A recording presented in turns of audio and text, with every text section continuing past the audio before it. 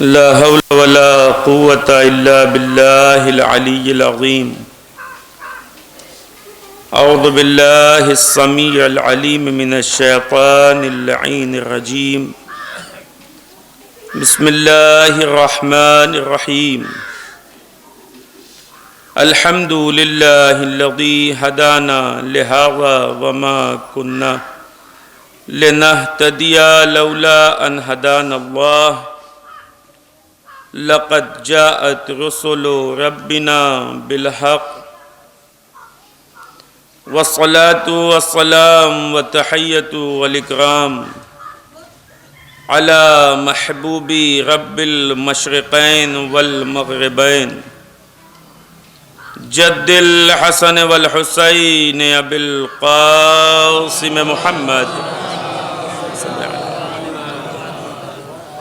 وعلى آله الطيبين الطاهرين المعصومين المظلومين المنتخبين المنتجبين ولعنة الله على أعدائهم أجمعين من الآن إلى قيام يوم الدين. أما بعد فقد قال الله تبارك وتعالى في محكم كتابه وجليل خطابه ومتقن بيانه. بسم الله الرحمن الرحيم. يوم ندعو كل أناس بإمامهم. صلوات پڑھیں بر محمد و آل محمد.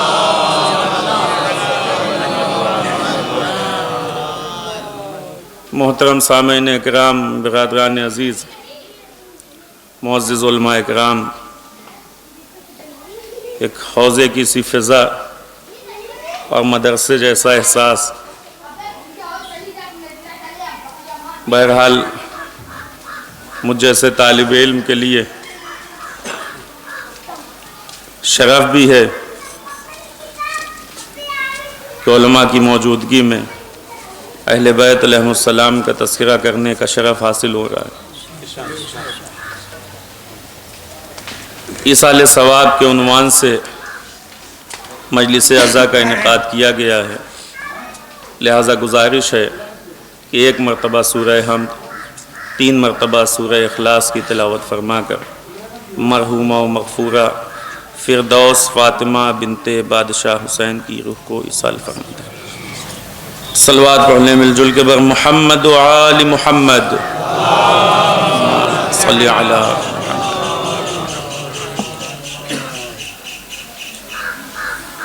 جس آیہ شریفہ کی تلاوت کا شرف حاصل کیا ہے،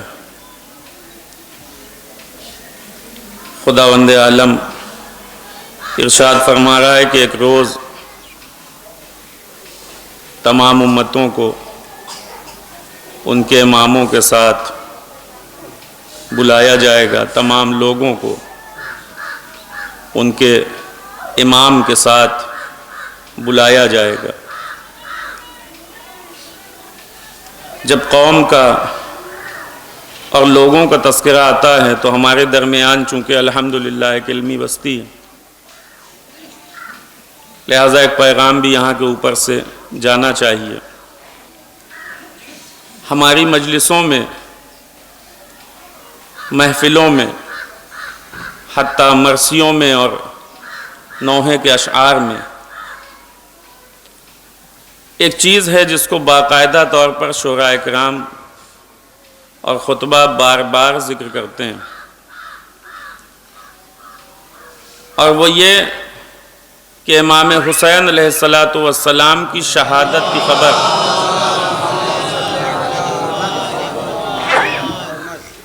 جب بی بی زہرا صلوات اللہ علیہا کو ملی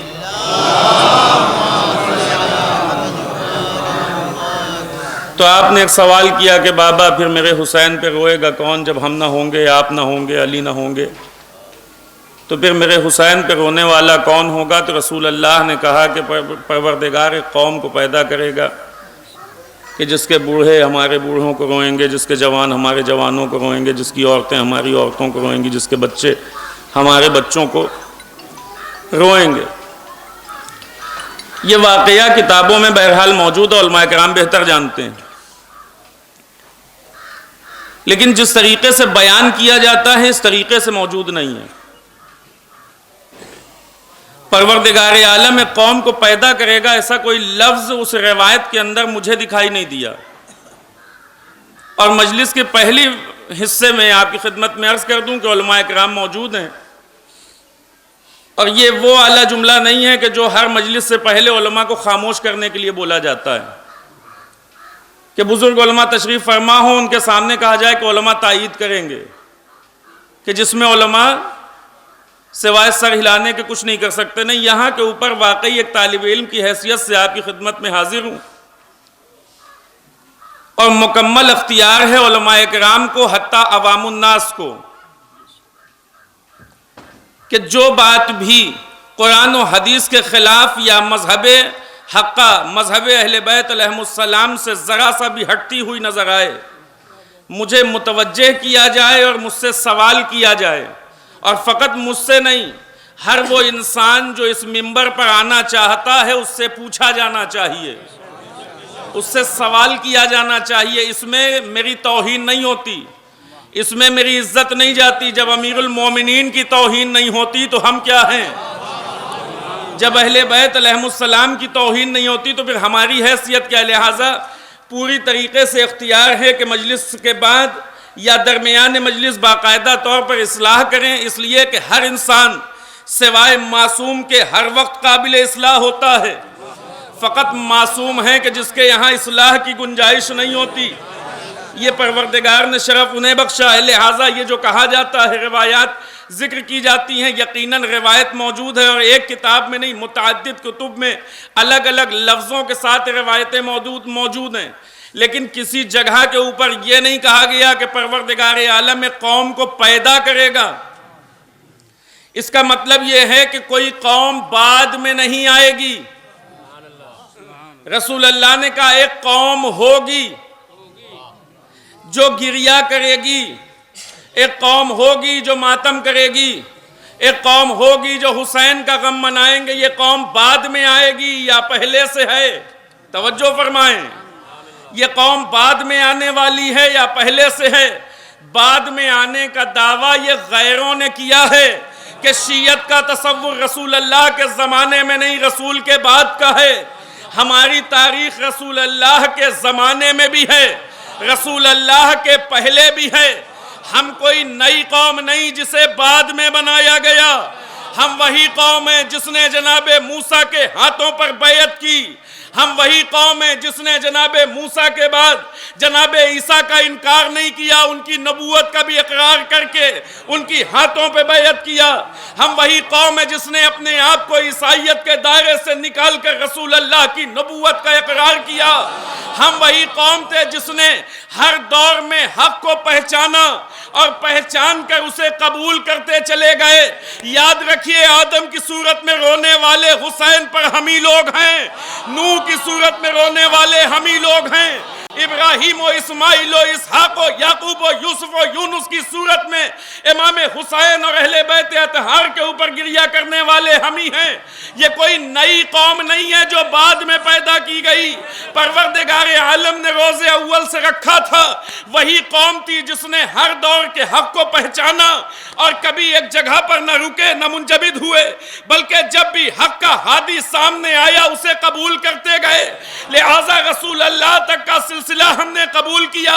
ہمارے ساتھ بہت سے لوگ آئے تھے، کچھ لوگ جناب موسیٰ پر ٹھہر کر یہودیت کے دائرے میں محدود ہو گئے، کچھ لوگوں نے عیسیٰ کے اوپر رک کر عیسائیت کے دائرے میں خود کو محدود کیا، کچھ لوگ ہمارے ساتھ بڑا لمبا سفر کر کے رسول اللہ تک تو آئے، لیکن رسول تک آنے کے بعد پھر حق کی تشخیص نہ دے سکے، کبھی ادھر جاتے ہوئے نظر آئے، کبھی ادھر جاتے ہوئے نظر آئے۔ ہم نے رسول اللہ کی نبوت کا اقرار کرنے کے بعد ولایت علی ابن ابی طالب علیہ السلام کو اپنے قلب و جگر سے غدیر میں بھی اور اس سے پہلے بھی قبول کیا تھا، چونکہ ہمیشہ حق کے ساتھ ہم رہے۔ لہذا پروردگار نے کہا اگر تم نے ہمیشہ حق کا ساتھ دیا تو غم حسین جیسی عظیم دولت تمہارے حوالے کیے دیتے ہیں۔ اسے کسی اور کو نہ دیں گے، یہ تمہارا حصہ ہے، اس لیے کہ تم نے ہمیشہ حق کا ساتھ دیا۔ کوئی نئی قوم نہیں، یہ وہی قوم ہے جس نے ہمیشہ حق کو پہچانا، آج بھی حق کو پہچانتی ہے، کل بھی حق کو پہچانتی رہے گی۔ صلوات پڑھ لیں بر محمد و آل محمد۔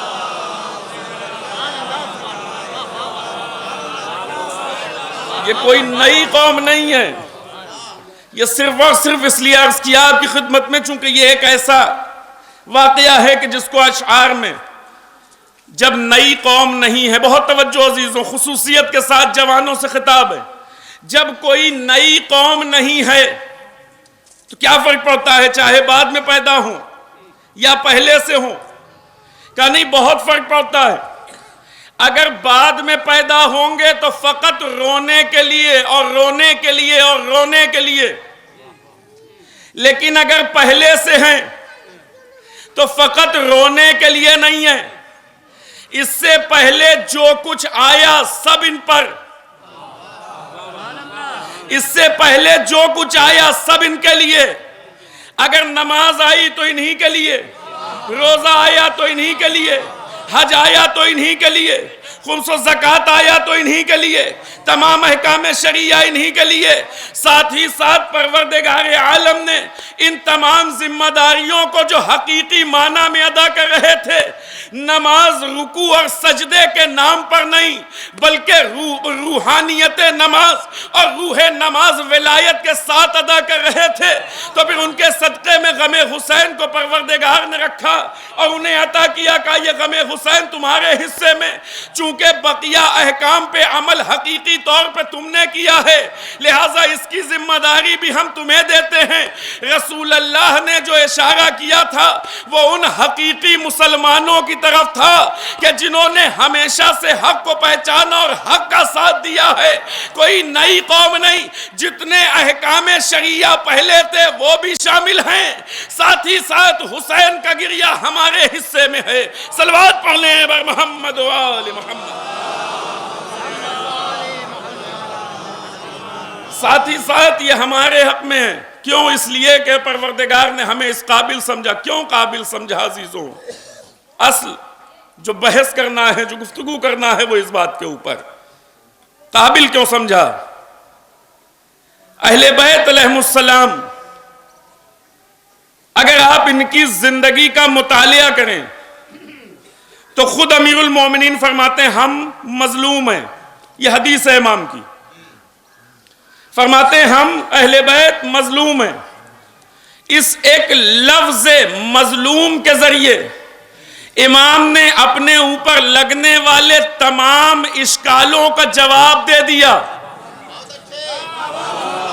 ایک لفظ مظلوم کے ذریعے امام نے اپنے اوپر ہونے والے تمام اعتراض کا جواب دیا ہے، اس لیے کہ اگر انسان مظلوم ہو تو پھر اسے گناہگار نہیں کہتے، اگر انسان مظلوم ہو تو پھر اسے خطاکار نہیں کہتے۔ امام نے کہا ہم مظلوم ہیں، اس کے ذریعے سے ہونے والے تمام اعتراضات کا جواب دیا ہے، اس کے اوپر گفتگو نہیں کرنا چاہتا۔ مظلوم ہیں تو کیوں ہیں؟ اہل بیت کے اوپر ظلم کیا کس نے؟ اہل بیت علیہم السلام کیوں مظلوم واقع ہوئے؟ ہمیشہ تاریخ میں رسول اللہ کی زندگی کا اکثر حصہ جو تبلیغ رسالت میں گزرا ہے وہ تکلیفوں میں ہے، چاہے ایمان لانے سے پہلے کافر و مشرک کی صورت میں تکلیف دی گئی ہو، چاہے ایمان لانے کے بعد نفاق کی صورت میں تکلیف پہنچائی گئی ہو، لیکن پوری زندگی تکلیف میں گزری رسول اللہ کی۔ امیر المومنین علیہ السلام ادھر رسول اللہ کی آنکھیں بند ہوتی ہیں، اس وقت سے لے کر امیر المومنین مسلسل تکلیفوں میں ہیں، مسلسل آزار میں ہیں۔ وجہ کیا ہے؟ کیا غیروں نے امیر المومنین علیہ السلام کو تکلیف پہنچائی؟ یقیناً غیر تھے جنہوں نے امیر المومنین کو تکلیفیں دی ہیں، جنہوں نے امیر المومنین کو اذیتیں پہنچائیں، لیکن وہ اپنے کیا کر رہے تھے جو امیر المومنین کی محبت کا دم بھرتے تھے۔ سوال ان سے ہے کہ جو امیر المومنین کی محبت کا دعویٰ کر رہے تھے وہ کیا کر رہے تھے؟ پروردگار عالم کے مرضی اور پروردگار کے منشا میں یہ نہیں تھا کہ امیر المومنین علیہ السلام کو ان کے حق سے محروم کیا جائے۔ بہت معذرت کے ساتھ علماء اکرام کی خدمت میں ایک جملہ کہنا چاہتا ہوں، پروردگار یہ نہیں چاہتا تھا کہ امیر المومنین کے حق کو غصب کیا جائے، پروردگار یہ نہیں چاہتا تھا کہ امیر المومنین کے سر پہ ضربت لگے، پروردگار یہ نہیں چاہتا تھا کہ امام حسن کو اپنی جنگ کو صلح سے تبدیل کرنا پڑے، پروردگار نہیں چاہتا تھا کہ کربلا واقع ہو، پروردگار نہیں چاہتا تھا کہ امام حسین شہید ہوں، پروردگار نہیں چاہتا تھا کہ عباس کے شان قلم ہوں، پروردگار کی مرضی نہیں تھی کہ علی اکبر کے سینے پہ برچھی لگے، پروردگار اس میں سے کچھ نہیں چاہتا تھا، پروردگار نہیں چاہتا تھا کہ ائمہ اہل بیت جیل میں رہیں، پروردگار نہیں چاہتا تھا کہ آخری حجت کو غیبت میں جانا پڑے۔ ان تمام چیزوں کے پیچھے وجہ کیا ہے؟ کہ پروردگار ممکن ہے کسی جوان کے ذہن میں یہ سوال آئے کہ یہ کیسے ہو سکتا ہے کہ کوئی کام اللہ نہ چاہے اور وہ ہو جائے؟ ممکن ہے کسی جوان کے ذہن میں یہ بات آئے کہ کیسے ممکن ہے کہ پروردگار عالم کچھ نہ چاہتا ہو اور وہ ہو جائے۔ میں آپ کی خدمت میں مثال دوں، پروردگار عالم چاہتا کیا ہے، اس کی رضا کس چیز میں ہے، اور علم پروردگار کیا کہتا ہے، یہ دونوں الگ الگ شے ہیں۔ پروردگار کی مرضی، پروردگار کا ارادہ، پروردگار کی خواہش، پروردگار کی رضا اور علم پروردگار، یہ دو الگ الگ چیزیں ہیں۔ آپ مجھے بتائیں پروردگار چاہتا ہے کہ نہیں کہ سب مسلمان ہو جائے؟ پروردگار چاہتا ہے کہ نہیں کہ دنیا سے ظلم ختم ہو جائے؟ پروردگار چاہتا ہے کہ نہیں کہ سب مومن و متقی ہوں، کوئی جھوٹ نہ بولے، کوئی غیبت نہ کرے، کہیں فساد نہ ہو، کہیں قتل و غارت نہ ہو؟ پروردگار کی یہ مرضی ہے کہ نہیں؟ قرآن مجید میں پروردگار ارشاد فرما رہا ہے وَقَضَىٰ رَبُّكَ أَلَّا تَعْبُدُوا إِلَّا إِيَّاهُ وَبِالْوَالِدَيْنِ إِحْسَانًا۔ پروردگار کا ارادہ یہ ہے کہ اس کے علاوہ کسی اور کی عبادت نہ کی جائے۔ آپ مجھے بتائیں کیا فقط پروردگار کی عبادت ہو رہی ہے؟ اگر پروردگار عالم کا ارادہ یہ ہے کہ فقط اس کی عبادت ہو تو پھر پروردگار کی مرضی کے بغیر تو کچھ نہیں ہوتا، تو پھر یہاں کے اوپر پروردگار کی مرضی علیاذ باللہ چلی کیوں نہیں؟ اس کا ارادہ کام کیوں نہیں کر رہا؟ کہ پروردگار اظہار کرتا ہے اپنی رضا کا، لیکن اپنی قدرت کا اظہار نہیں کرتا۔ توجہ فرمائیں، اللہ اپنی رضا کا اظہار تو کرتا ہے لیکن اپنی قدرت کا اظہار نہیں کرتا۔ اگر اظہار کرے اپنی قدرت کا تو پھر کائنات میں کوئی ایک مخالفت نہ کرنے پائے۔ پروردگار تو اپنی قدرت کا اظہار کیوں نہیں کرتا؟ کہ ہم نے بہت جگہوں پر اپنی قدرت کا اظہار کیا ہے۔ یسبح للہ ما فی السماوات و ما فی الارض، زمین و آسمان میں جو کچھ ہے وہ اللہ کی تسبیح و تہلیل میں مصروف ہے۔ ہم نے کائنات کو اپنے اختیار کے اظہار میں اپنی تسبیح کے لیے آمادہ کر لیا۔ ملائکہ تسبیح میں ہیں، اشجار تسبیح میں ہیں، چاند سورج تسبیح میں ہیں، لیکن ہماری مرضی یہ نہیں تھی کہ ہمارے اختیار کے ساتھ، ہماری اپنی قدرت کے ساتھ لوگ تسبیح کو انجام دیں۔ پروردگارہ پھر تو کیا چاہتا ہے؟ عجب نہیں پروردگار آواز دے، ہم چاہتے تھے کوئی ایسی مخلوق ہو جو چاہے تو نماز پڑھے، چاہے تو نہ پڑھے۔ توجہ فرمائیں، کوئی ایسی مخلوق ہو جو چاہے تو روزہ رکھے، چاہے تو نہ رکھے۔ ہمارا کام یہ ہے کہ ہم اسے اپنی مرضی بتائیں کہ ہم چاہتے یہ ہیں کہ تم نماز پڑھو، ہم چاہتے یہ ہیں کہ تم روزہ رکھو، ہم چاہتے یہ ہیں کہ تم سچ بولو، ہم چاہتے یہ ہیں کہ تم غیبت نہ کرو۔ پروردگارہ جب تو یہ چاہتا ہے تو کرواتا کیوں نہیں؟ کہ کروانے کا مسئلہ میرے لیے کوئی مشکل نہیں ہے، کن فیکون کی منزل پر ہوں، ادھر ارادہ کروں گا ادھر ہو جائے گا۔ علماء نے کہا لفظ کن، علماء اکرام بیان کرتے ہیں، اہل بیت علیہ السلام نے بتایا لفظ کن کی بھی تعبیر ہمارے سمجھنے کے لیے ہے، ورنہ پروردگار اس لفظ کا بھی محتاج نہیں، وہ مختار کل ہے۔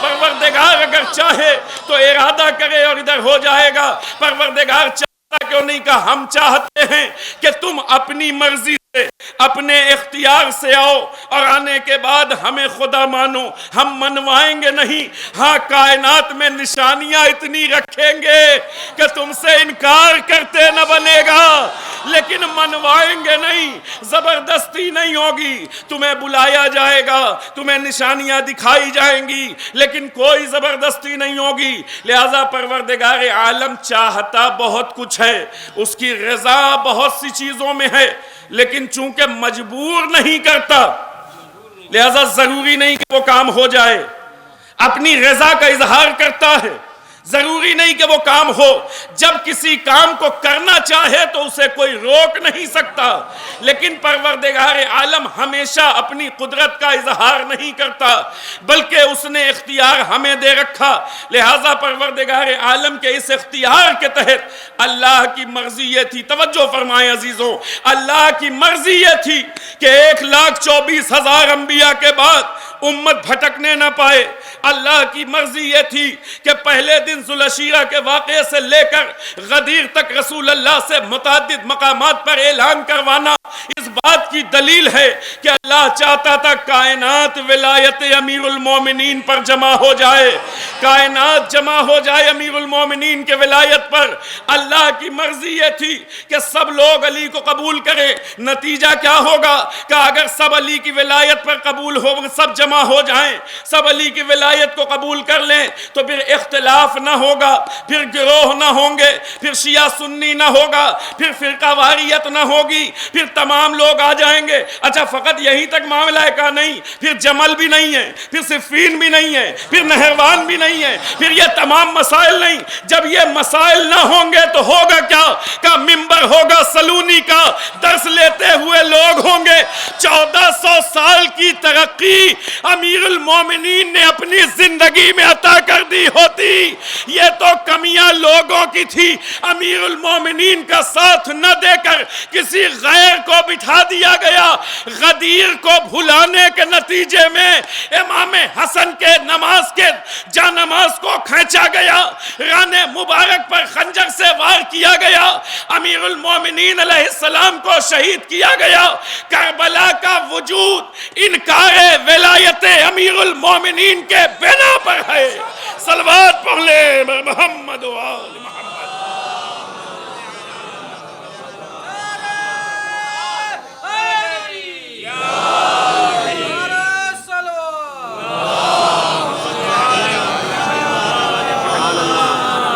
کیوں ہے کہ اس لیے کہ چونکہ امیر المومنین کا انکار کیا گیا، ولایت کو لوگوں نے قبول نہیں کیا، نتیجہ کیا ہوا؟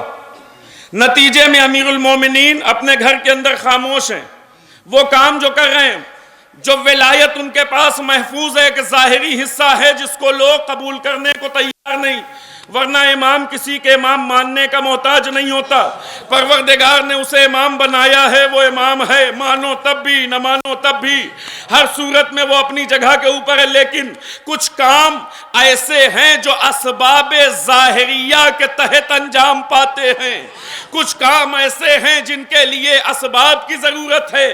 امام صادق علیہ السلام نے فرمایا، آواز دی، اب اللہ ان یجری الامور الا باسبابها، پروردگار عالم کو ابا ہے اس شے سے، اللہ کو یہ ناپسند ہے کہ وہ کاموں کو بغیر اسباب کے انجام دے۔ پروردگار چاہے تو بچے کو یوں ہی دنیا میں لا سکتا ہے جیسے اس نے آدم کو بنایا، لیکن پروردگار عالم نے اس نظام کو رکھا تاکہ ماں باپ کا وجود ہو، اس کے ذریعے سے بچہ دنیا میں آئے۔ اسباب ہوں گے تو علم ہوگا، اسباب ہوں گے تو ترقی ہوگی، اسباب کے بغیر علم کا تصور نہیں ہے، اس لیے کہ جب تک اسباب معین نہ ہوں تب تک علمی ترقیاں اور علمی فیکٹس نہیں بنا کرتے، انسان یقین تک تب تک نہ پہنچے گا جب تک اسباب کا تصور نہ ہو۔ لہٰذا امیر المومنین کے زمانے میں جو لوگ ہیں وہ کیا کر رہے ہیں؟ امیر المومنین علیہ السلام کے پاس جناب سلمان فارسی آئے، اور آنے کے بعد غالباً جناب مقداد کا بھی تذکرہ ہے کتاب سلیم بن قیس ہلالی میں۔ جناب سلیم بن قیس خود روایت کے ناقل ہے، جناب سلمان سے روایت کو نقل کرتے ہیں، کہتے ہیں سلمان نے آنے کے بعد امیر المومنین سے کہا، مولا آپ یہاں کے اوپر تجہیز و تکفین میں مصروف ہیں، وہاں کچھ لوگ کچھ اور کر رہے ہیں، یہاں کے اوپر آپ یہ کر رہے ہیں۔ مولا نے عجیب جواب دیا، کہتے ہیں سلمان جس کو جو کرنا ہو کرنے دو، مجھ علی کے نزدیک اس سے زیادہ ضروری کام کچھ نہیں ہے۔ رسول اللہ کا جنازہ پڑا رہے اور ہم جائیں دوسرے امور کی طرف، کہ مجھ علی کے لیے اس وقت سب سے زیادہ ضروری یہ ہے۔ لہٰذا امیر المومنین ادھر مصروف رہے، ادھر کام ہوتا رہا۔ اس کے بعد امیر المومنین علیہ السلام کے پاس لوگ جمع ہوئے، اور جمع ہونے کے بعد امیر المومنین سے لوگوں نے کہا، مولا حق آپ کا تھا، باب شہر علم آپ ہیں، رسول اللہ نے آپ کو پہچنوایا، آپ سے زیادہ علم کسی کے پاس نہیں، آپ سے زیادہ حلم کسی کے پاس نہیں، آپ سے زیادہ شجاعت کسی کے پاس نہیں، مولا حق آپ کا ہے، آپ کو ہونا چاہیے، کہا بے شک ہونا چاہیے۔ امیر المومنین کہہ رہے ہیں بے شک ہونا چاہیے، کہا مولا پھر اس کے لیے ہمیں کچھ کرنا پڑے گا، کہا بے شک کرنا پڑے گا۔ توجہ فرمائیں، امیر المومنین سے لوگ کہہ رہے ہیں مولا پھر کچھ ہونا چاہیے، کہا بے شک ہونا چاہیے، کہا مولا ہم سب آمادہ ہیں، قیام ہو، مولا نے کہا بے شک ہو، قیام ہونا چاہیے، کہا بے شک ہونا چاہیے۔ رسول اللہ بھی مجھ سے یہی کہہ گئے، اے علی اگر افراد مل جائیں تو قیام کرنا، کسی ایک کو نہ چھوڑنا، لیکن اگر افراد جمع نہ ہوں تو پھر سکوت ہے، خاموشی ہے، صبر ہے۔ امیر المومنین سے کس نے کہا؟ رسول اللہ نے۔ آنے والے آئے مولا کے پاس، مولا قیام ہو، مولا نے کہا بے شک ہونا چاہیے۔ لوگوں کے کہنے کے بعد امیر المومنین نے کہا کل جتنے لوگ قیام کے حمایت میں ہیں جمع ہوں، جتنے لوگ ہیں آئیں، اور آنے کے بعد جمع ہوں یہاں کے اوپر۔ ایک شرط لگائی، کیا شرط ہے؟ کہتے ہیں شرط یہ ہے کہ بالوں کو منڈوا کے آنا۔ ایک شرط لگائی کہ اپنے بالوں کو منڈوا کے آنا۔ روایت کے جملے ہیں 3، 4، 5، اس سے زیادہ افراد نہیں تھے۔ قیام کے لیے جب جمع ہوئے تو لوگوں نے بھیڑ آئی اور آنے کے بعد کہا قیام کیجئے۔ مولا نے کہا بے شک قیام ہونا چاہیے، باطل کے خلاف کھڑے ہو جانا یہی تو ہمارا کردار ہے، باطل کے خلاف جہاد کرنا یہی تو ہمارا کردار ہے، کھڑے ہونا یہ ہماری ذمہ داری۔ لیکن رسول اللہ شرط بتا گئے۔ عزیزو کیوں شرط ہے؟ رسول اللہ نے کیا شرط بتائی؟ کہ اگر افراد جمع ہو جائیں تو قیام ہوگا، اگر افراد جمع نہ ہوں تو قیام نہ ہوگا۔ مولا نے کہا آؤ، لوگ آئے، لیکن بہت مختصر سی تعداد روایات میں ذکر ہے۔ اس تعداد کے مطابق 3 یا 4 یا 5، غالباً 6 سب سے زیادہ عدد ہے، اس سے زیادہ کی تعداد نہیں ہے۔ لیکن اس کے باوجود امیر المومنین نے کیا شرط لگائی؟ کہا صرف شرط یہ ہے کہ اپنے بالوں کو منڈا کے آنا۔ مولا یہ لوگ جنگ کی بات کر رہے ہیں، کہا یہی بتانا چاہتا ہوں ان کی اوقات کتنی ہے، ان کی حیثیت کتنی ہے، جو میرے لیے اپنے بالوں کو نہیں منڈا سکتے، وہ اپنی گردنیں کیا کٹوائیں گے۔ ایک شرط لگائی امیر المومنین نے، جو میرے لیے بال نہیں منڈوا سکتے وہ اپنی گردن کیا کٹوائیں گے۔ یہاں کے اوپر امیر المومنین اگر قیام کرتے نتیجہ کیا ہوتا؟ قیام ہونا چاہیے تھا، حقدار کو حق ملنا چاہیے تھا، کیوں نہیں ملا؟ چونکہ دعویٰ کرنے والے بہت تھے، نعرہ لگانے والے بہت تھے، ساتھ دینے والے بہت مختصر، لہذا کیا ہوا؟ قیام نہیں ہوا۔ قیام نہ ہونے کی صورت میں، اب یہاں پہ ایک بات اپنے خالص جوانوں کے لیے ایک بات کہتا چلوں تاکہ بات واضح ہو جائے۔ بعض لوگ ہمارے جوانوں کے درمیان یہ جب شجاعت امیر المومنین کا تذکرہ کیا جاتا ہے تو وہاں پہ کہا جاتا ہے کہ امیر المومنین علیہ السلام وہ ہیں کہ 1,00,000 کا لشکر امیر المومنین کے سامنے کوئی حیثیت نہیں رکھتا۔ تو پھر جوان فوراً ذہن میں سوال اٹھے گا کہ جب امیر المومنین خود اتنے طاقتور اور شجاع ہیں تو پھر انہیں ضرورت کیا ہے کہ افراد جمع ہوں تو قیام ہو؟ 2 4 5 10 جتنے مل جائیں ان کے ساتھ قیام کرتے، کون ان سے جیت سکتا تھا؟ قیام کا معاملہ جیتنا اور ہارنا نہیں تھا۔ امیر المومنین کو بلند نہیں ہونا، امامت کو ارتقا نہیں ملنی، امام وقت کی حمایت کر کے لوگوں کو بلند کیا جانا ہے۔ کہ اگر لوگ امام وقت کا ساتھ دینے کے لیے جمع ہو جائے تو پروردگار ان کے مقام بلند کر دے گا، ان کے درجات بلند ہو جائیں گے۔ امامت تو ہمیشہ سے بلند ہے، علی ولی اللہ کو بلند ہونے کی ضرورت نہیں ہے، بلکہ لوگوں کو ضرورت ہے کہ علی کی حمایت کر کے اپنے آپ کو بلند کریں، اپنے درجات میں اضافہ کریں۔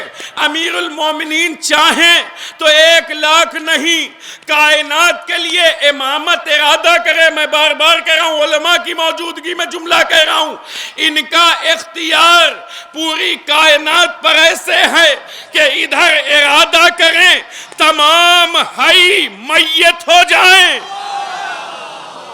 امام اسے کہتے ہیں کہ اگر امام ارادہ کرے تو جتنے زندہ ہیں وہ سب کے سب مر جائیں، ایک لمحے میں مٹ جائے، لیکن امامت کو یہ کام نہیں کرنا۔ کیوں؟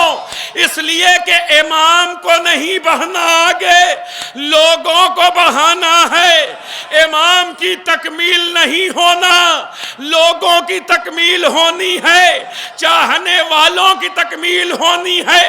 چونکہ اپنوں نے ساتھ نہیں دیا لہذا امیر المومنین تنہا ہوئے، چونکہ اپنے ساتھ نہیں آئے لہذا امیر المومنین کا گھر جلایا گیا، چونکہ اپنے ساتھ نہیں آئے لہذا در زہرہ جلایا گیا۔ امیر المومنین کے گلے میں رسی اور وہ پھانسی کا پھندا ڈال کر گھسیٹنے والے اس جگہ تک اگر پہنچے ہیں تو جتنا یہ کھینچنے والے ذمہ دار ہیں اتنا تماشائی ذمہ دار ہیں جنہوں نے علی کو اپنے آنکھوں کے سامنے اس کیفیت میں دیکھا اور خاموش رہے۔ صلوات پڑھ لیں بر محمد و آل محمد۔ ایک اور صلوات پڑھ لیں مل جل کے بر محمد و آل محمد۔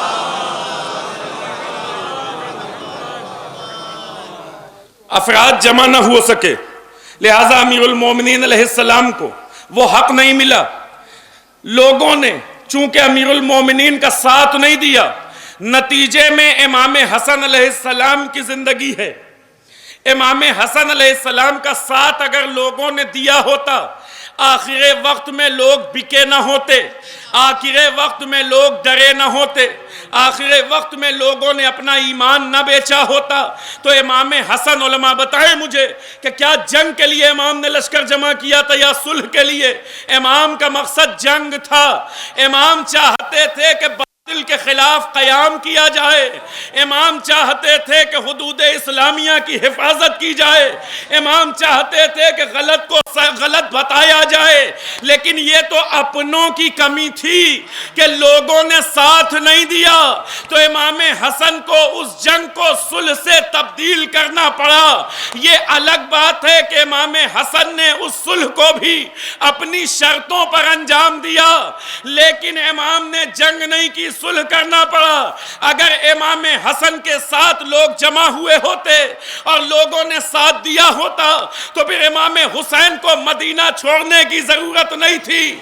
اگر حسین نے مدینہ چھوڑا تو چونکہ امیر المومنین کو چھوڑا گیا، چونکہ امام حسن کو چھوڑا گیا۔ اگر حسین کربلا میں ہیں تو چونکہ اپنے ساتھ نہیں دے رہے ہیں۔ مولا آپ تو سب کچھ کر سکتے ہیں، آپ صاحب اعجاز ہیں، آپ کیوں نہیں معجزے سے کام کرتے؟ آئیے معجزہ دکھائیے، جتنی فوج ہے سب ختم ہو جائے، فقط حق والے بچے۔ کہ اگر معجزے سے کرنا ہوتا تو خدا کر چکا ہوتا، اگر معجزے سے کرنا ہوتا رسول اللہ کر چکے ہوتے، اگر معجزے سے کرنا ہوتا تو امیر المومنین کر چکے ہوتے۔ کوئی معجزہ نہیں دکھانا، کسی طرح کی کرامت کا اظہار نہیں ہوگا۔ عام حالات میں حق بھی پیش کیا جائے گا، باطل بھی پیش کیا جائے گا۔ کمال مومن یہ ہے کہ حق کو پہچان کر اسے قبول کرے، معجزے سے کام نہیں ہونا۔ صلوات پڑھ لیں محمد و آل محمد۔ مومن کا حق یہ ہے کہ اسے پہچانے اور پہچان کے قبول کرے۔ اگر فقط اور فقط معجزے کی بات ہوتی تو پھر یہ ساری جنگیں، یہ سارے معاملات، رسول اللہ کا کانٹوں پر چلنا، یہ سب کوئی معنی نہیں رکھتا۔ مقصد کیا ہے کہ معجزہ نہیں ہونا۔ ہمارا کام یہ ہے کہ ہم تمہیں بتاتے جائیں، تم سمجھتے جاؤ، سمجھ کر سیکھو، سیکھ کر اس کے اوپر عمل کرنے کی کوشش کرو، اور عمل کرنے کے لیے جب تم آمادہ ہو جاؤ گے تو پھر ہم اپنے کام کو آگے بڑھائیں گے۔ اگر تم نے ساتھ نہیں دیا تو ہم وہیں کے اوپر ٹھہر جائیں گے۔ مولا آپ کو ہماری کیا ضرورت ہے؟ کہ ہمیں تمہاری ضرورت نہیں، تمہیں ہماری ضرورت ہے۔ ہمارے بغیر تو تم یہ کام کر بھی نہیں سکتے، ہمارے بغیر تو تم یہاں تک پہنچ بھی نہیں سکتے۔ ہم اس لیے ہیں کہ تم ہمارے ساتھ آؤ اور آنے کے بعد اس مقام تک پہنچو جو پروردگار احسن الخالقین کہہ رہا ہے قرآن میں۔ ہم تمہیں وہ بنانا چاہتے ہیں کہ احسن مصداق بن جاؤ اس خالق حقیقی کی، وہ مخلوق احسن بنو اس خالق احسن کی، تاکہ ہم تمہیں وہاں تک پہنچا سکیں۔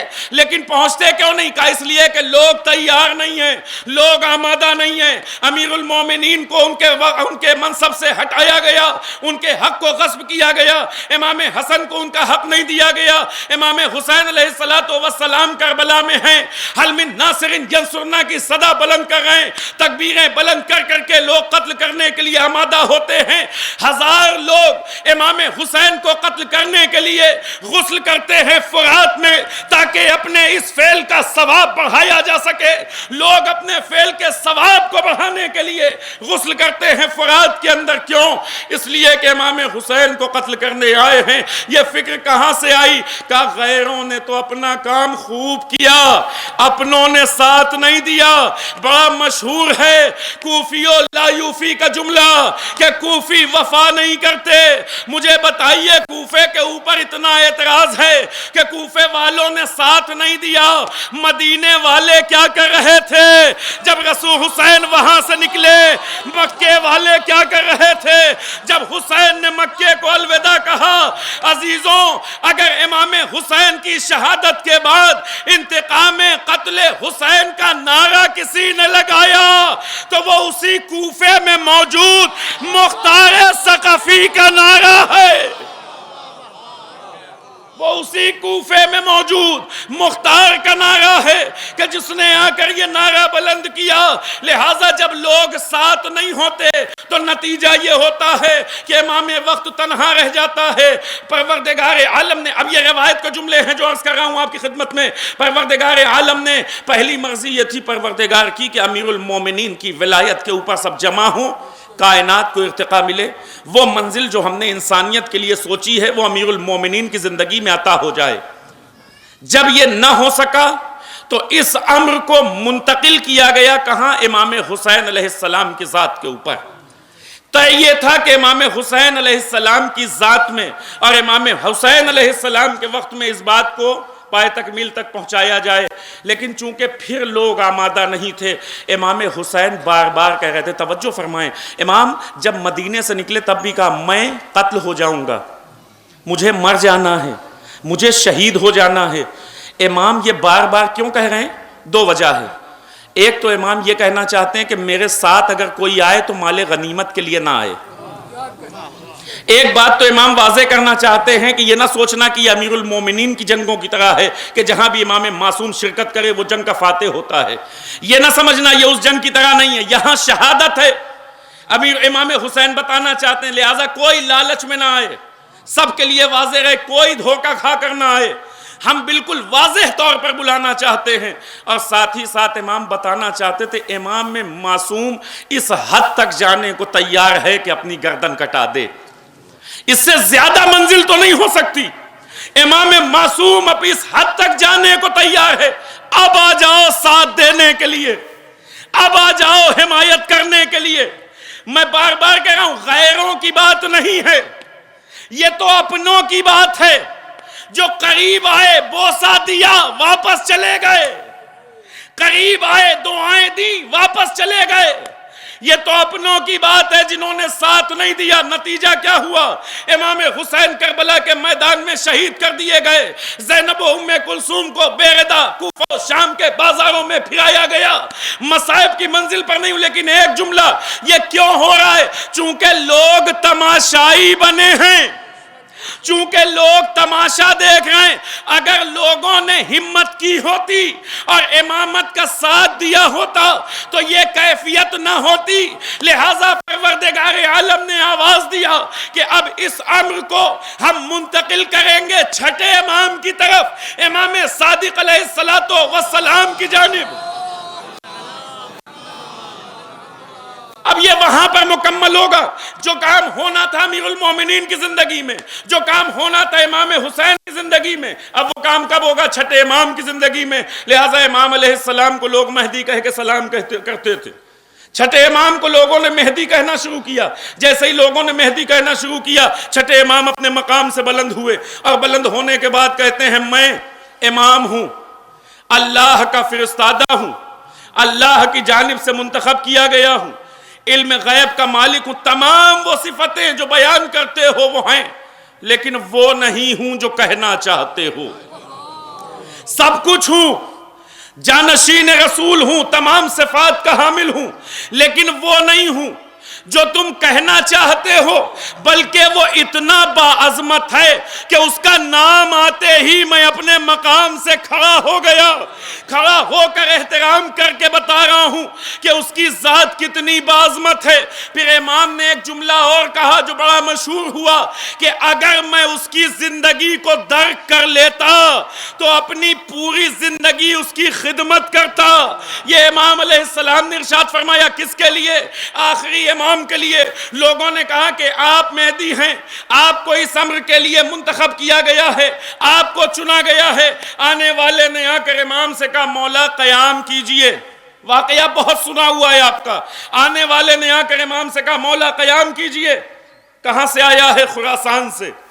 امام نے کہا مجھے افراد کی ضرورت ہے، قیام کے لیے ہم اب بھی آمادہ ہیں، لیکن شرط وہی ہے جو پہلے والے کی تھی، شرط وہی ہے جو پہلے والے کی تھی۔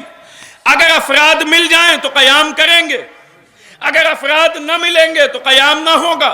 کہا مولا افراد بہت ہیں، بہت ہیں؟ کہا کتنے؟ کہا تقریباً 1 لاکھ ہوں گے۔ مولا نے کہا 1 لاکھ لوگ ہیں؟ کہا مولا شاید میں کم کہہ گیا، تقریباً 1.5 لاکھ۔ جب مولا نے سنا کہ 1.5 لاکھ تو امام علیہ السلام نے کہا اچھا 1.5 لاکھ افراد آمادہ ہیں میری نصرت کے لیے، حمایت کے لیے، ٹھیک ہے، یہ جو تنور جل رہا ہے اس میں کود جاؤ، یہ جو تنور ہے اس کے اندر کودو، وارد ہو جاؤ اس کے اندر۔ جیسے ہی انہوں نے سنا فوراً ہاتھ، مولا ہم تو خلاف، مولا ہم تو آپ کا حق دلانا چاہتے ہیں، مولا ہم تو چاہتے ہیں کہ قیام کیا جائے، ہم تو جنگ کی بات کریں۔ کہاں یہ بیچ میں تنور اور کیسی باتیں آپ لے آئے ہیں؟ مولا اس سے کیا مطلب ہے؟ کہا یہ نہ بتاؤ کہ اس سے کیا مطلب۔ جب امام حکم دے تو پھر اسے بجا لانا چاہیے، جب امام کسی چیز کا مطالبہ کرے تو پھر اس میں لاجک نہ ڈھونڈو، پھر اس پہ عمل ہونا چاہیے۔ لہٰذا یہ پریشان تھے اتنی ہی دیر میں ایک وہ آیا جو صحیح میں چاہنے والا تھا، ایک وہ آیا جو حقیقت میں چاہنے والا تھا۔ مولا نے کہا ہارون تنور جل رہا ہے، اس میں کود جاؤ، اس میں وارد ہو جاؤ۔ ہارون نے نہیں پوچھا مولا کیوں، کیا ثابت ہوگا، فائدہ کیا ہے، نقصان کیا ہے، میرے کودنے سے کون سی بات پتہ چلنے والی ہے۔ ہارون جب نہیں جواب دیں، جب امام وقت حکم دے تو پھر فائدہ نقصان نہیں دیکھتے، اطاعت واجب ہوتی ہے۔ لہذا ہارون نے سنا اور سننے کے بعد فوراً وارد ہوئے، کہاں تنور کے اندر۔ امام نے اس ڈھکن کو جو تھا اسے بند کر دیا، بند کرنے کے بعد پلٹے ان کی طرف، کہنے لگے جی بتائیے کیا حالات ہیں خراسان میں، کیسے ہیں لوگ، کھیتی کیسی ہے، بزنس کیسا چل رہا ہے، کیسا کاروبار ہے، زندگی کیسی ہے، کیا ہے بتائیے۔ سوال کیا امام نے پلٹ کر، فوراً گھبرا کر ادھر سے ادھر دیکھتے ہیں، پسینہ مستقل آ رہا ہے، اس لیے کہ اب امام کی کوئی بات نہ انہیں سنائی دیتی ہے نہ سمجھ میں آتی، فقط ذہن اس بات کے اوپر ہے کہ اب تک میں کتنا جلے ہوں گے، اب تک میں کیا کیفیت ہوئی ہوگی، تمام توجہ اس چیز کے اوپر۔ ایک مرتبہ امام نے جب دیکھا کہ اب ان کی برداشت سے باہر کی بات ہو گئی تو امام نے اسے کھولا، کھولنے کے بعد انہوں نے غور سے جلدی سے دوڑ کے دیکھا ہوگا، اب یہ لفظیں وہاں کے اوپر تو نہیں ہے، یہ میری اپنی ہے، کہ دوڑ کے جلدی سے گئے ہوں گے اور وہاں جھانک کے دیکھا ہوگا کیا کیفیت ہے۔ جیسے ہی دیکھا تو ہارون جلتی ہوئی آگ کے درمیان بیٹھے ہوئے ہیں، صحیح و سالم ہیں۔ جیسے ہی اس کیفیت کو دیکھا، امام علیہ السلام نے اپنے ہاتھ کو بڑھا کر ہارون کو اوپر بلایا، اور امام گویا کہنا چاہ رہے تھے کہ اگر واقعی شیعہ ہو، اگر واقعی چاہنے والے ہو تو امام وقت تمہیں ابراہیم وقت بنا سکتا ہے۔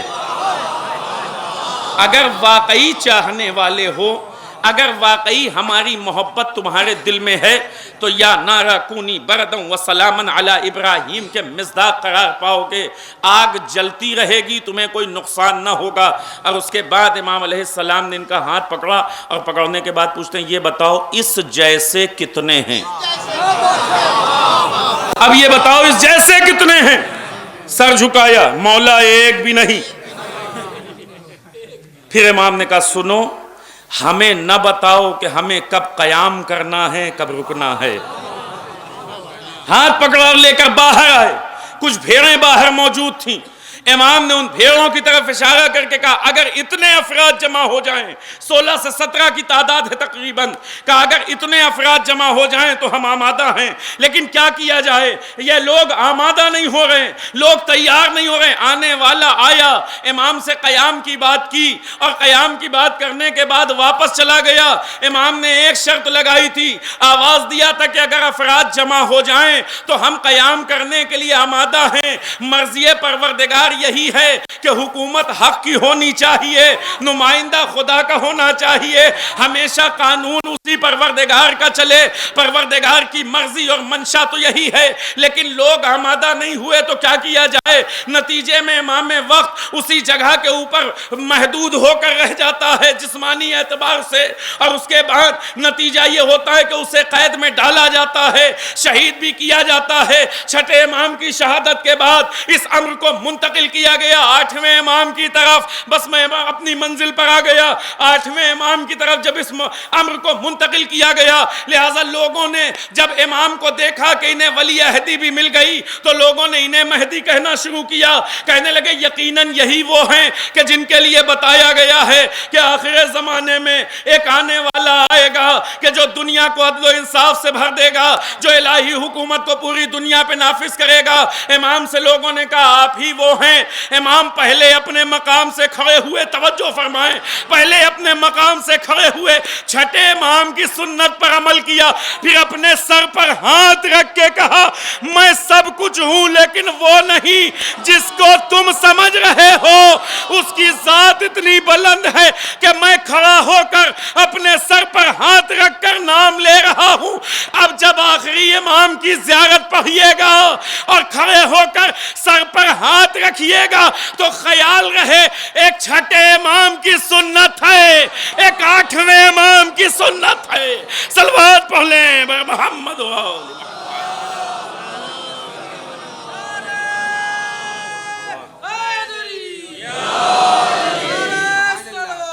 اللہ چھٹے امام کی سنت ہے، ایک آٹھویں امام کی سنت ہے اس بات کے اوپر.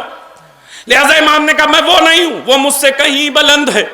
وہ ہے کہ جس کا انتظار مجھے بھی ہے، مجھ سے پہلے والوں کو بھی تھا. وہ ہے کہ جس کا انتظار بہت لوگوں نے کیا، میں وہ نہیں ہوں.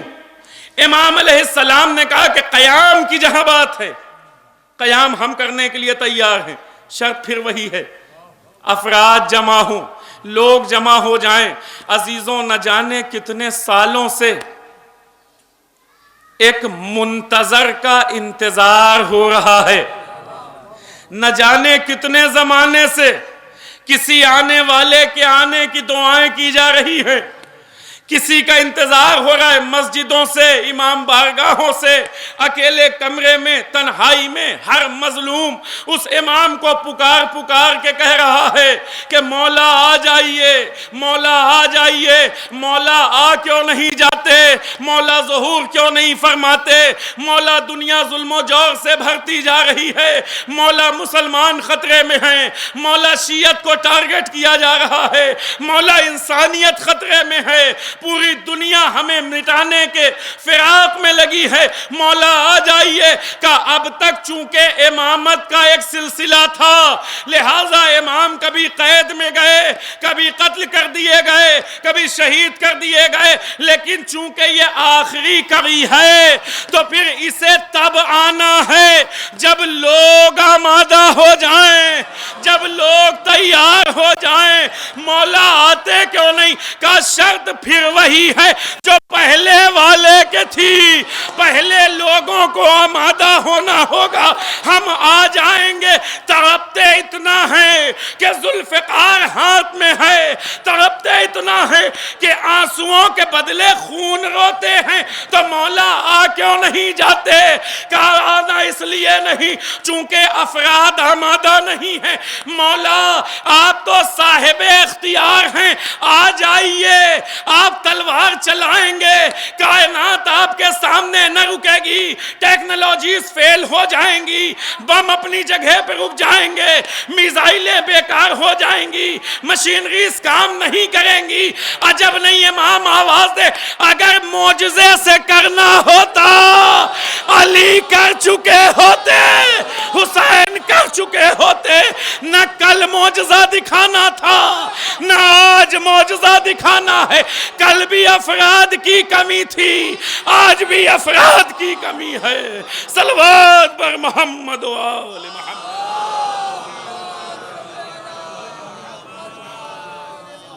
ایک اور صلوات پڑھ لیں محمد و آل محمد.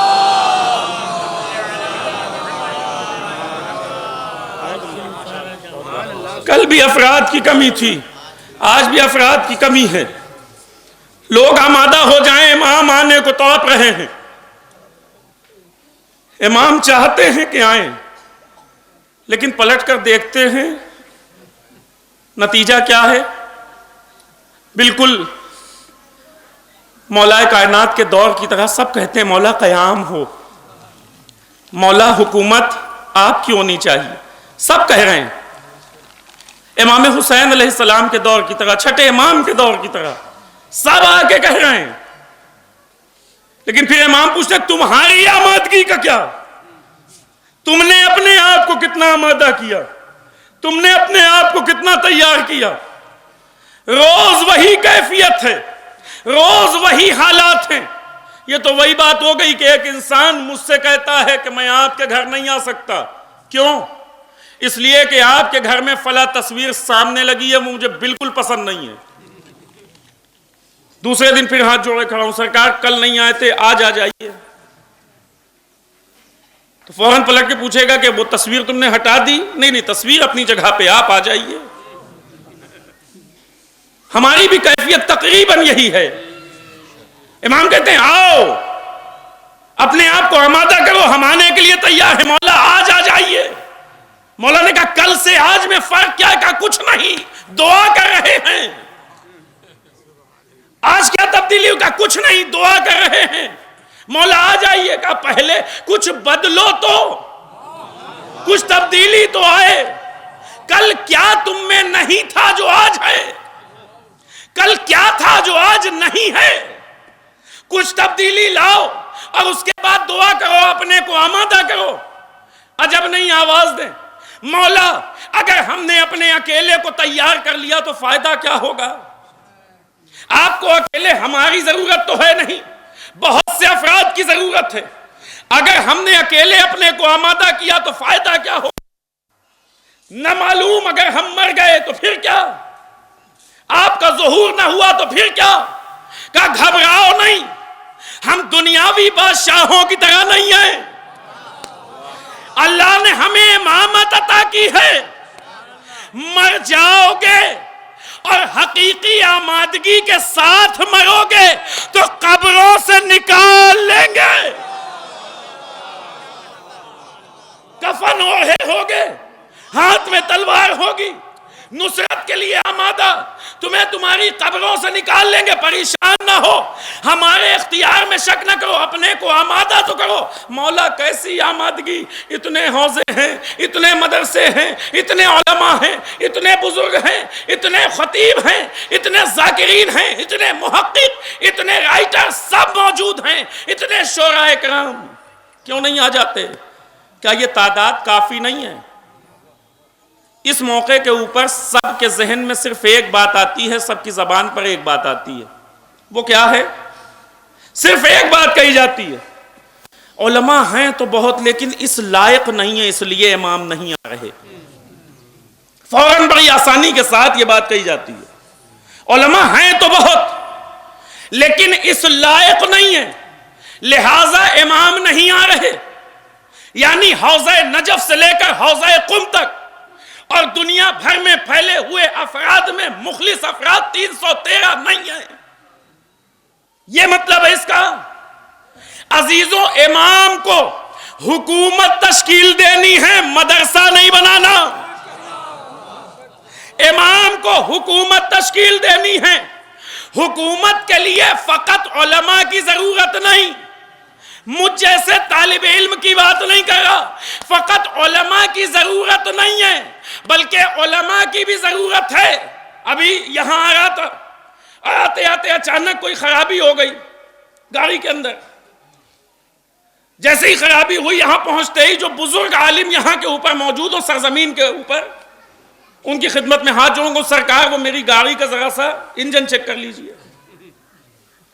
پہلے لوگ کہیں گے کہ آپ پہلے تو اخلاق سیکھیے، علم بات کی چیز ہے، پہلے آپ کو یہ پتا ہونا چاہیے کس سے کیا بات کر رہے ہیں، اور سب سے اہم بات یہ ہے کہ یہ ان کا کام نہیں ہے۔ جائیے کسی مکینک کے پاس، جائیے کسی مستری کے پاس، جائیے کسی ایسے کے پاس جس کا یہ کام ہو۔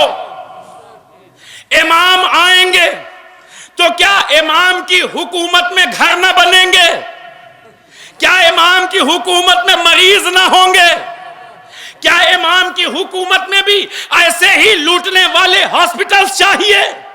کیا امام کی حکومت میں بھی ایسا ہی پرشاسن چاہیے جس کی جب جو مرضی آئے کرتا پھرے؟ کیا امام کی حکومت بھی حکومت کے ہاتھوں بکنے والے انجینئر چاہیے؟ کیا امام کی حکومت میں بھی وہی غیر ملک سے بلائے جانے والے آرکیٹیکٹ چاہیے؟ کیا امام کی حکومت میں بھی کوئی انگلش رائٹر ہی ہونا چاہیے؟ کیا انگلش فلاسفر چاہیے؟ کیا امام کی حکومت میں بھی سب غیر کریں گے؟ کہ نہیں، امام کو اپنی حکومت کے لیے ڈاکٹر بھی چاہیے، انجینئر بھی چاہیے، مزدور بھی چاہیے، خادم بھی چاہیے، سب کی ضرورت ہے۔ لہذا امام کو اپنی حکومت میں ہر شعبے کے ماہرین کی ضرورت ہے۔ آئیں اپنی قوم میں امام کا ناصر ڈاکٹر پیدا کریں، امام کا ناصر انجینئر پیدا کریں۔ علماء کی تعداد بہت ہے، ضرورت ہے کہ انسان اپنے بچوں کی تعلیم کا ایم اور گول اور مقصد بتانے کے ساتھ ساتھ یہ ضرور بتائے کہ تجھے بنانا ہے ڈاکٹر، لیکن امام کی نصرت کے لیے، حکومت امام کے لیے تجھے آمادہ ہونا ہے۔ جب مولا آ جائیں اور مولا کو ضرورت ہو کسی سائنٹسٹ کی تو مولا امریکہ سے جا کر سائنٹسٹ نہ ڈھونڈے، شیعوں میں کوئی ہو جو کھڑا ہو کر کہے مولا ہم آمادہ ہیں. ڈاکٹر کی ضرورت ہو شیعوں میں ہونا چاہیے جو کہے مولا ہم آمادہ ہیں. آئیں اپنے جوانوں کو دنیا کے ہر شعبے میں لگائیں، لیکن علم دینے کے ساتھ ساتھ اسے یہ بتایا جائے یہ علم تجھے دنیا پرست نہ بنائے، امام کا ناصر بننا ہے. صلوات پر محمد و آل محمد.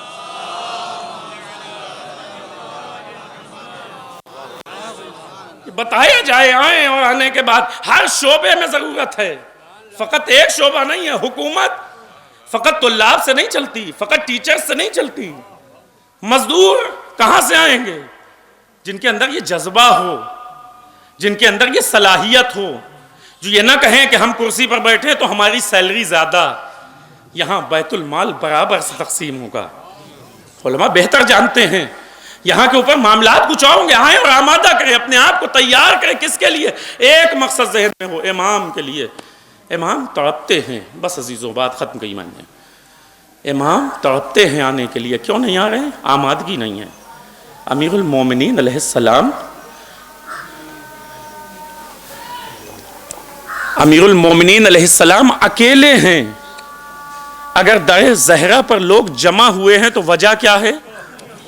سب دیکھ رہے تھے نا، اپنے لوگ تھے، پہچاننے والے. امام کوئی ایسا انسان تو نہیں تھا کہ جو باہر سے تبلیغ کے لیے آیا ہو. اپنے نہیں ہیں، پہچاننے والے نہیں ہیں، سب جانتے ہیں. لیکن اس کے بعد نتیجہ کیا ہے؟ امام علیہ السلام وہیں کے اوپر موجود ہیں، دروازے کے اوپر لوگ جمع ہوئے. ایک عجیب جملہ کہا گیا. بار بار امام کی بیعت کے لیے لوگوں کو بھیجا جا رہا تھا. جب غلاموں نے آ کے بتایا کہ علی صاف منع کر رہے ہیں، ہم آئیں گے ہی نہیں، تو پھر ایک ملعون تھا جس نے کہا مجھے پتا ہے کیا کرنا ہے اور مجھے پتا ہے یہ کام کس کے ذریعے سے ہوگا. لہٰذا کنفس کا نام لیا. پوچھنے والے نے پوچھا یہ کیوں؟ کہا اس لیے کہ یہ سفاک ہے، اس لیے کہ اس کے دل میں رحم بالکل نہیں ہے، اس لیے اس کی ضرورت ہے. اسے بھیجا اور بھیجنے کے بعد کہا کہ اگر اب کی جواب دے کہ ہم نہ آئیں گے تو تم واپس نہ آنا. وہیں کے اوپر کھڑا تھا. اور کھڑے ہونے کے بعد امیر المومنین علیہ السلام کو پھر مطالبہ کیا کہ آپ چلیں بیعت کے لیے. امیر المومنین نے کہا نہیں، ہم نہ جائیں گے.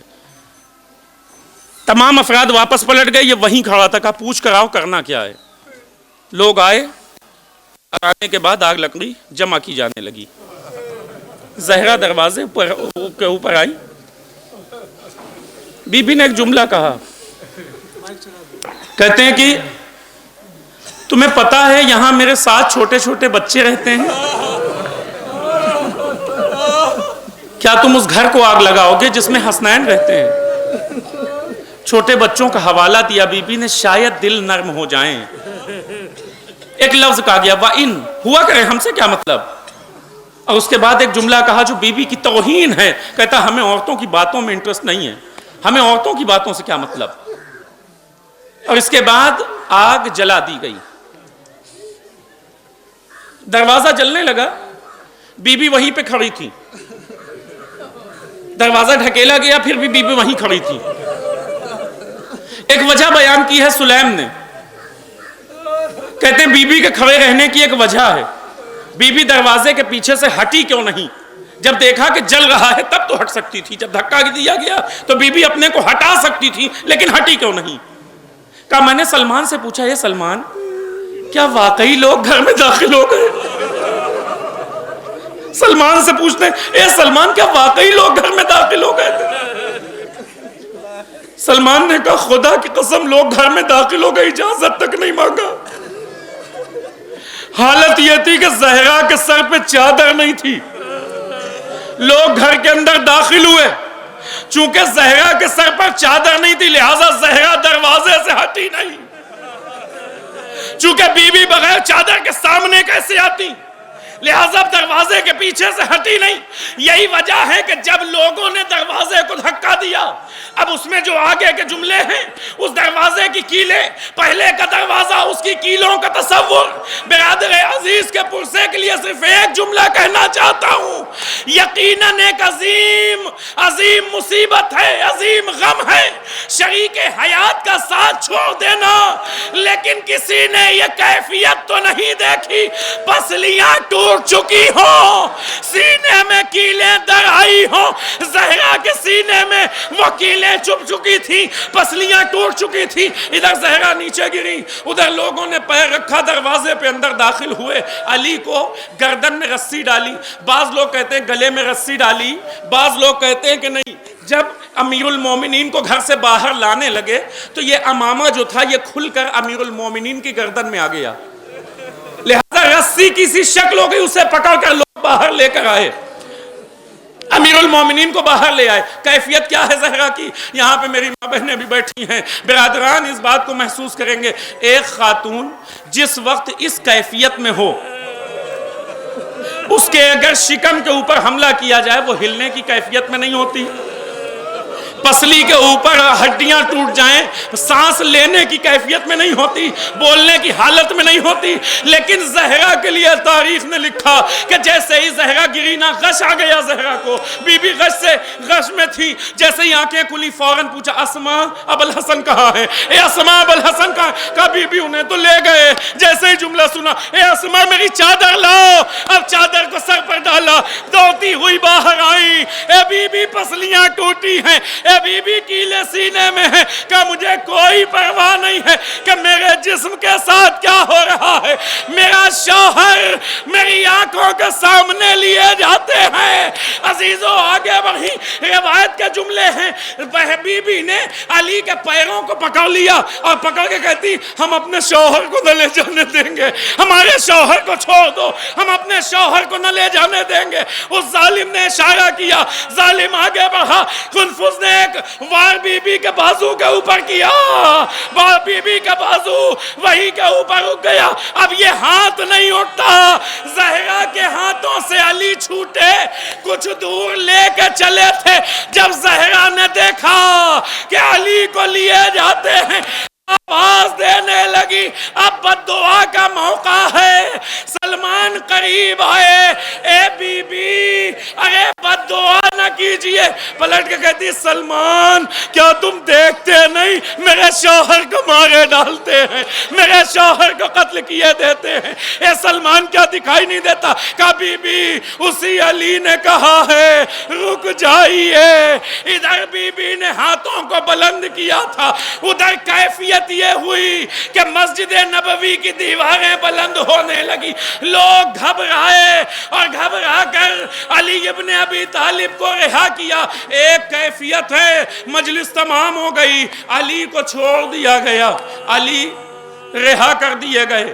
زہرا قریب پہنچی، علی کے ہاتھوں میں ہاتھ ڈالے، علی گردن جھکائے، زہرا کے ساتھ ساتھ آہستہ آہستہ چل رہے.